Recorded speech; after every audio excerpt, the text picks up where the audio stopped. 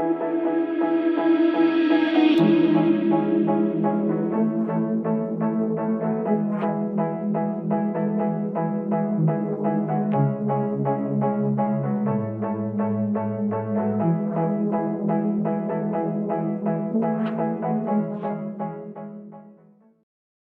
Yvonne. Hi, Good Evie. afternoon. How are you? I'm fine. Things are a little bit dramatic when it comes to the weather here, but other than that, we are okay. Yeah, I'd say it's not dramatic here, it's just wet. Well, that's what I but for us, it's drama being wet. Yeah, for us, we're used to it, so it's just like get on with it, right? Yeah, absolutely, absolutely. Yes, So, what about yourself? How are you? I'm good. I'm good. I know we were speaking just before we came on live, and I was just saying that having taken that month of January to just slow down, completely like so foot off the pedals, so free from all of the doing. It's just been such a blessing in so many ways. It's just really freed up. I want to say headspace, but body space, and it's just allowed things to come up really naturally, and it's just been blissful. And it's something that I'm going to be doing a lot more work in and around, and certainly in my own work, really tending to that because I feel it's really important. And, it ties in with what we do because permission to thrive is, how do we have permission to thrive? How do we even thrive? Well, if we're not pausing, if we're not stopping, if we're not taking time, it's really difficult to thrive because we just keep on pressing in and leaning in. So, yeah, it's just been invaluable time. So I'm feeling incredibly well right now. That's fantastic. That's fantastic. I mean, it's almost like taking time to do some real research, isn't it? As to how the women in our community can experience what we are experiencing, or what does that translate to? Because yeah, I mean, posing is one thing, but like posing and experiencing it Yes, in detail and being able to vocalize it, to articulate it, it's a very different thing. So exactly. excellent, excellent. Exactly. Yeah. So living the work. That's what I like to say. That's it. Living the work. That's the whole point, isn't it? I mean, and Yeah. why wouldn't we want to leave the work that we do, being so, like giving us so much energy and so much, like, I don't know, contentment, I want to say. That's Hi. so, yeah, That's my for word. sure. Excellent. So where are we this week, Emmy?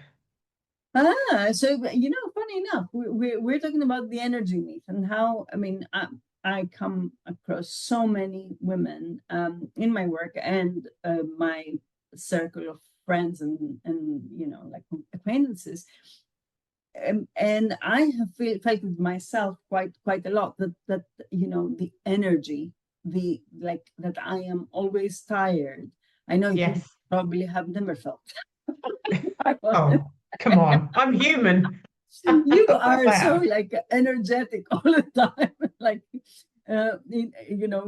operating in such different level. But like I have heard it before, and I know I have said it, and the limiting phrase here is I'm always tired. And one thing I want to say is, whenever we generalize like this, always ask yourself, is that true?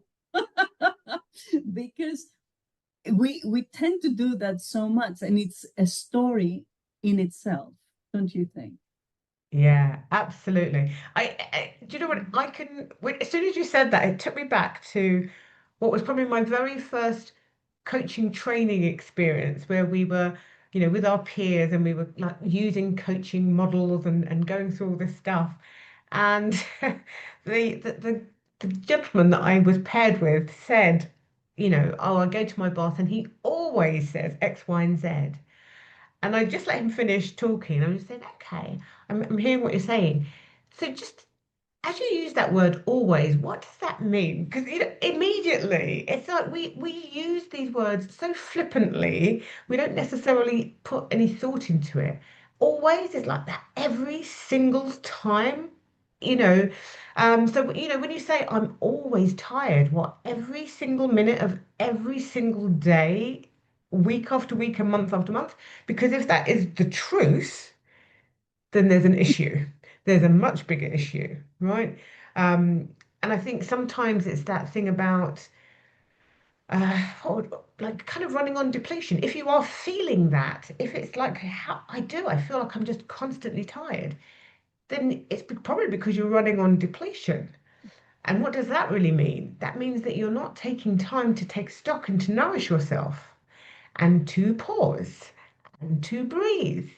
So even if it's a felt feeling, like I just always feel tired, then look underneath that. What is it? What are the behaviors? What are the things that you are doing that are allowing that to keep on coming up for you? And if you're not always feeling it, you're just feeling it sometimes, stop saying always. Yeah, I think the moment that I started asking the question, I realized it was not an ongoing thing. Because, as you said, if it was ongoing, I should have seen a doctor, definitely. It is more like to do with the moods and noticing a specific mood most than others. And again, like when we talk about moods, it's patterns, isn't it? It's exactly the same way as we talk about patterns. So if you have noticed a pattern, and if you can like feel it and where you feel it in your body or whatever, you can actually start doing something about it. So Yes, it's a good thing, isn't it?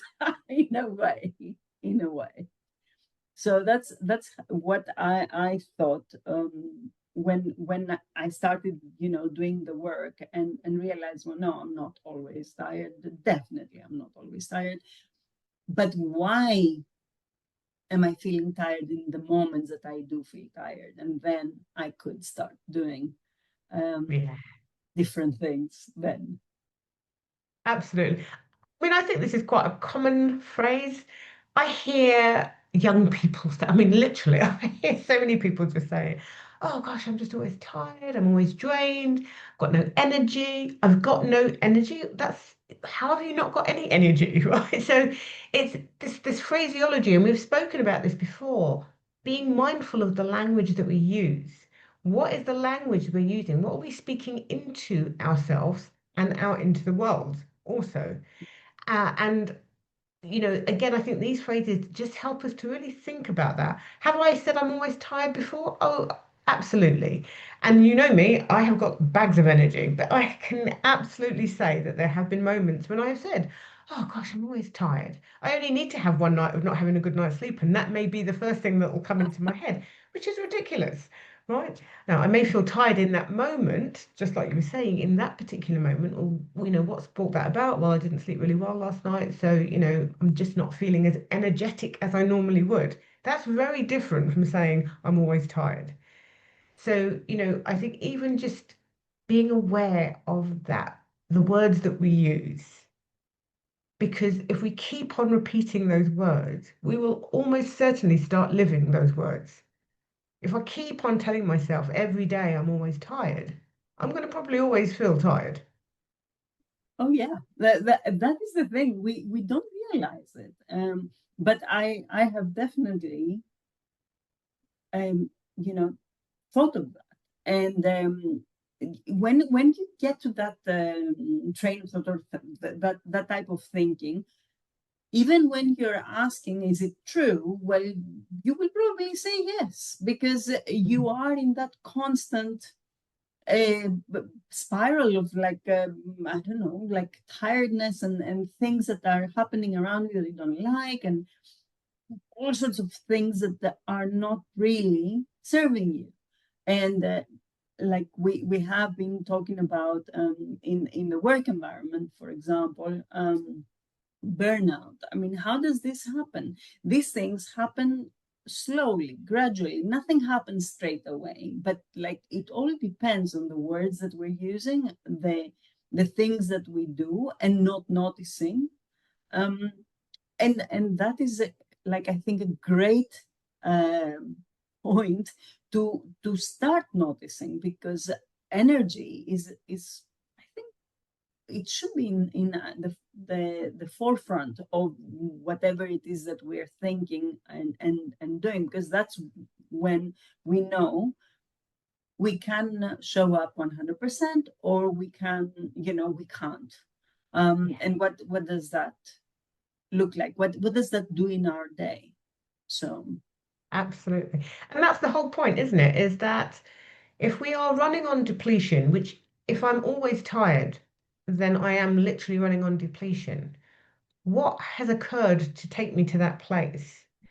And now how do I come out of that place? I mean, this is the like for me, this is the very work. This is why for me that whole thing around self-care is about ensuring that your cup is full so that when you pour out, because we pour out every day when we're serving, when we're with our families, when we're with our, we are constantly outpouring. So if we're not constantly replenishing, then we're constantly depleting.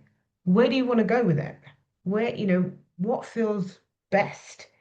And for someone who is like super busy, and they may have a really heavy work schedule, they may, whether it's their own business or it's in their career. As far as from my perspective, that should not be making you run on empty. That should not be leaving you depleted. What needs to happen is that you have the things in place that allow you to constantly re-energize yourself. Because if you're not doing that, how are you serving at your best level?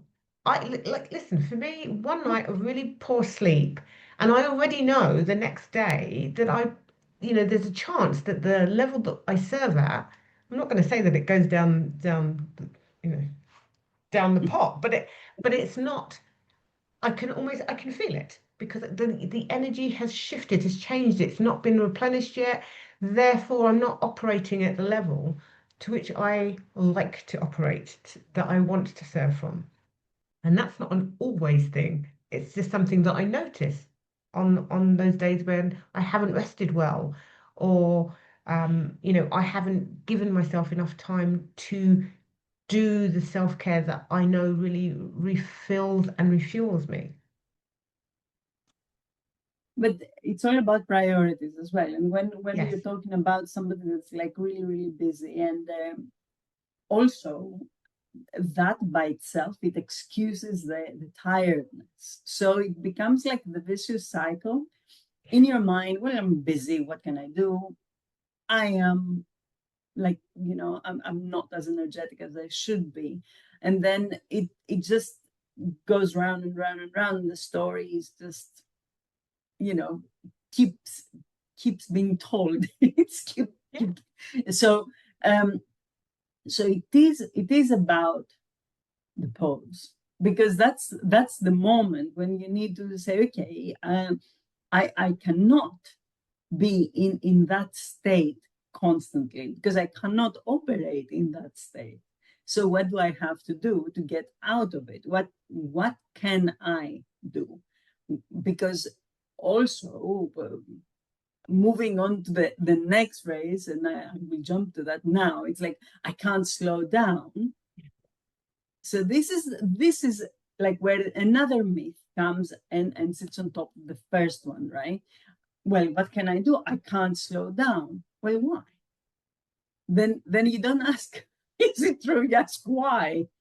And if Mm. everything is like external, all the reasons why, then see what is internal, what can be controlled by yourself, and do that first step, because it Yeah. does really affect the way you show up, right?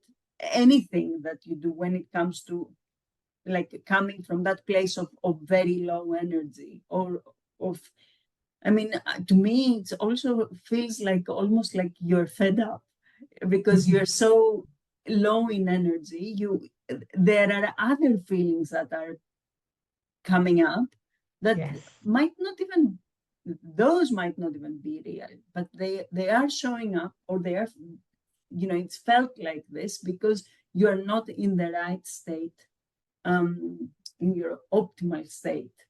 So indeed. Indeed. Well, listen, I don't know about anybody else, but certainly for me, I know that if my energy feels low, I'm more irritable, mm, right? Now exactly. that will show up in some shape or form, whether it's the way that I speak, whether it's my body language, it shows up. These are they become like the other things that happen when you allow your energy to drop.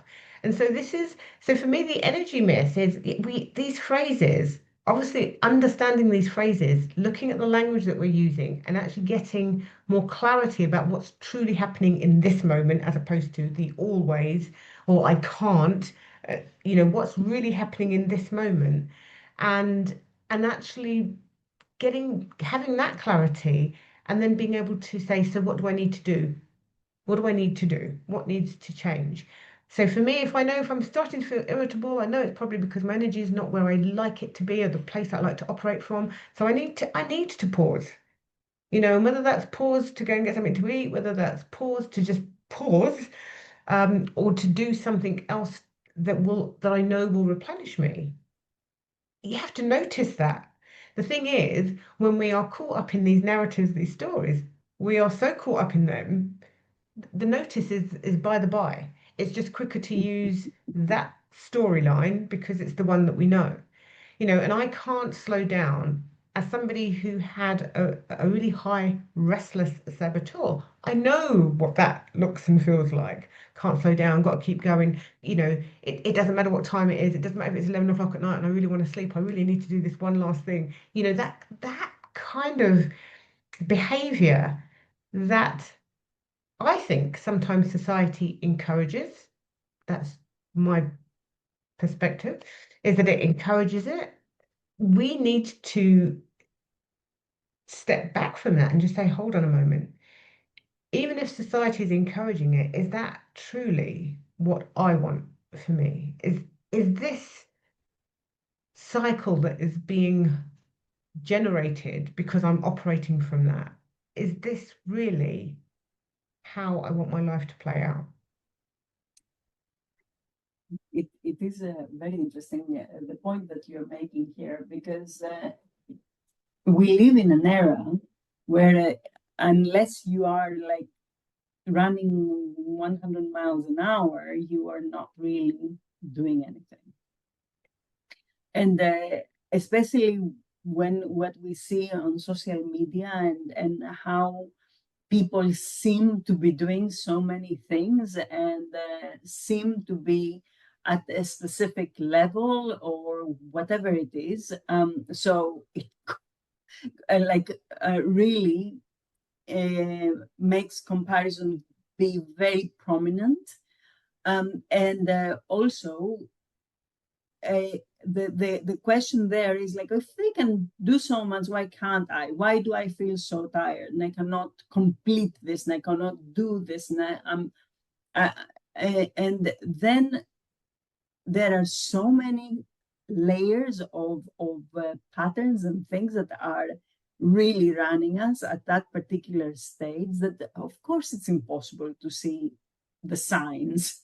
Yes. It because you're telling yourself that, well, if I don't do all these things, if I don't slow, like if I do slow down, I'm not going to be catching up. And that is the issue. But catching up to what? That's what we are not asking. Exactly, exactly. And that's so true that, catching up to what is exactly the question to be asking. What am I catching up to? And even if it's, well, because there are other people and I can see, so what? You don't know what they have in place that's allowing that to even look that way, much less be that way. You have no idea. They may have a team. There may be three of them, but you're only seeing one person. You just don't know. And it still comes back to, and this is from my own experience, I know that having taken that whole thing of slowing down, consciously putting it in place, I have got more done than when I'm racing around like a lunatic. Because when I'm racing around like a lunatic, I'm doing a bit of this and a bit of that and a bit of this and a bit of that and a bit the focus. And I think actually our lovely Claudia, who usually listens into us, she did a post today about that. The focus isn't there. So the energy depletion is there because it's trying to be everywhere, trying to be everything. It's crazy. When you come back down and you actually slow down and you get really focused and you allow things like this is what really is important right now. This is what truly matters right now. When you allow those things to lead you, it feels completely differently. At the moment, I feel like I'm gliding across the ice because it just feels really smooth. And that's not because everything is everything is planned out. It's because I'm allowing what feels truly important to happen, which feels so much more on purpose, which is definitely preserving my energy and energizing me. Yeah, absolutely. Because I mean, the thing is that we also fall in a different type of trap when we are in that state of like, I need to keep doing things. We are like losing ourselves in just busy work. So as you said very well, you don't really focus on the right things. You are losing yourself in so many different things that are not really important, or even if they are important, maybe they shouldn't have been prioritized for that particular moment. So from by the time you almost finish something, you need to catch up with something else or whatever. And that creates such a I want to say such a bad vibe in your own, like the way that you are, the way that you're being. Because let's face it, in our minds, we know exactly what are the important things that we want to focus on. But there are another 10 things, 20 things, 30 things that we sort of like have the idea that they might be important. And this is the issue. We don't listen more to what we want and how we can create the stuff that we want. What is that focus? I mean, I don't know, for anyone that has not had that moment of like really pure focus on something important to them, I really would like to invite you to try it, see what that looks like, what that feels like. And it is just beyond words, really. It's just when we're talking about flow and about Mm, being pulled to do something, this can only bring good things rather than that chaotic, like energy sucking situation that you might be yeah. I think also, though, that part of that and where it becomes challenging, I'm going to say, is because it requires us to be still. Not everybody enjoys being still. in. Oh, That pause, that sense of quietness, and being willing to tune into ourselves, and I mean into the physical self, body as well as the mind, and allow things to come up. And some people say, well, I don't even know what's supposed to happen when that happens. But when was the last time you stopped to try to even see what might come up from that place? And that's why I do the work that I do, because the encouragement is, the gut, heart, brain. These are all interconnected. What are these things telling us truly matter? What are they telling us about how to preserve our energy and where to actually allow our energy to pour out? What are those things it needs to pour out into? We've just got really busy living in a way where we're just pouring out all over the place and not necessarily questioning what of those things truly matter and what of them don't. Or maybe they matter to somebody else, but then why am I having to do that? Right? That's it. Yeah, absolutely. I mean, it is like the expectation, and or we think it's the expectation as well. Because I mean, Mm, I grow older, I think that and looking back in things, I realize that there have been times and moments that I thought there was a specific expectation, but it yeah, wasn't really. Because I mean, who really sets these expectations? What do they mean? And again, we yes, go back to like we are the ones that give meaning to whatever it is. yes, So exactly. if we give the right meaning to whatever it is that we are involved with, or the meaning that has to do with us, then you know probably we're going to understand that there is not really an expectation unless we have put the expectation there. Yeah, absolutely. So I had to go off screen there for a second because somebody needed to check something. That's all right, of course. We're live. People know that. Exactly. So I hadn't just disappeared because I felt like it. I was listening. You took a Absolutely. pause, I just Yvonne. didn't pop off to go and get some energy. I really was here, You need fully a pause. engaged. Yeah. And again, I think with these two phrases, what keeps on coming up for me is to really be aware of what you speak into yourself. I mean, and this is for all of these things that we keep on, these patterns that we fall into, even when we start being aware of them, we just fall back into them because they are so deeply ingrained. Is that just if you do nothing else, start to really build that awareness. What am I speaking? What am I speaking out into the ether that's telling me that this is the way that I am, this is the way that I feel, this is the way that I think? And is it really, or is it another story that I have just been replaying and have just allowed it to just take up all of this space?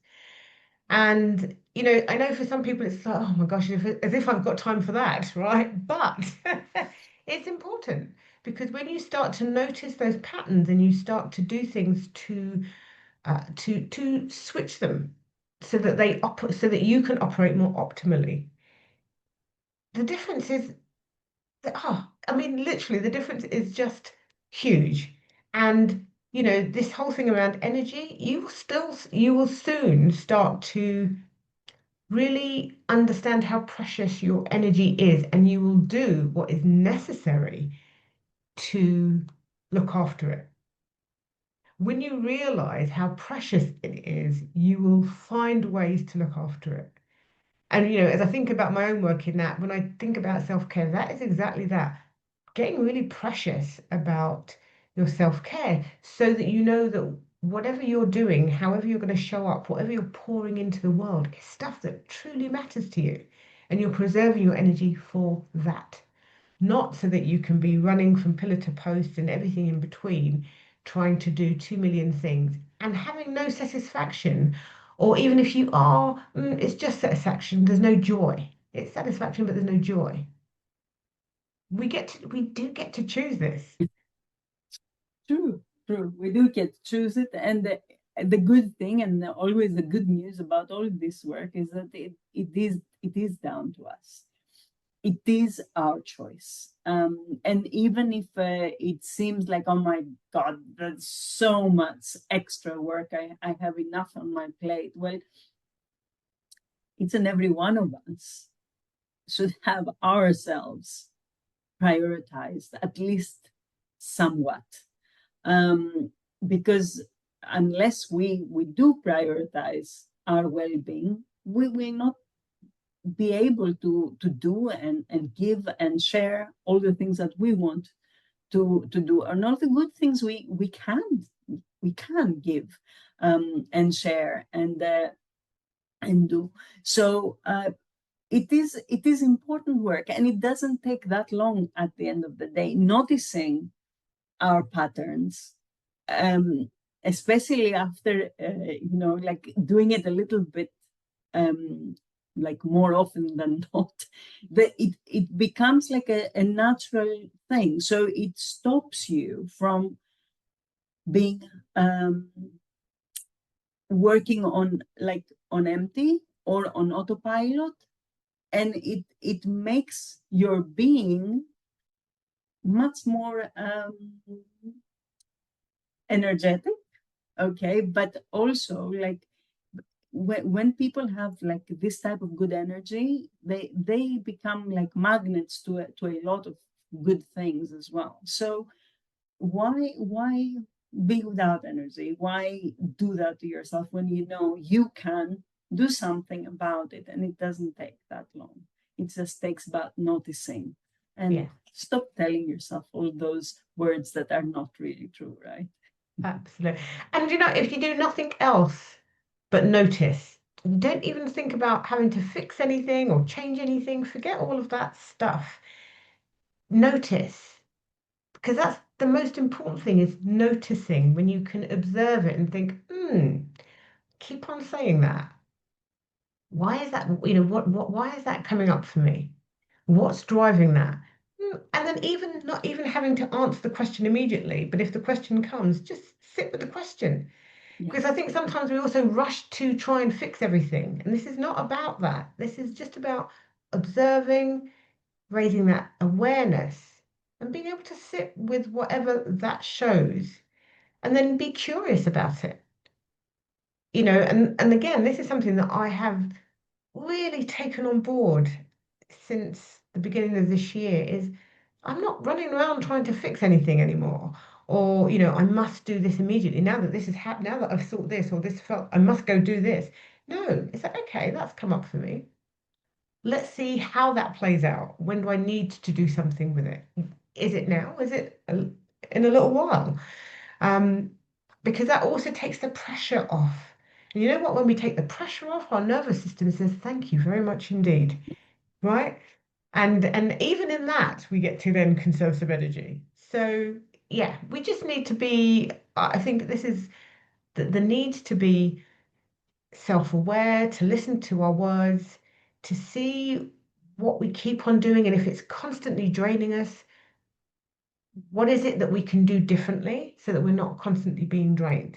So that we don't keep on going back to these phrases. I'm always tired, or I can't slow down. Like that for me is almost like that I can't slow down also feels a little bit hyper, like, so now I have to be hyper aware of everything because I need to keep on doing stuff. So really be careful about what we speak into ourselves, because they will become our truths.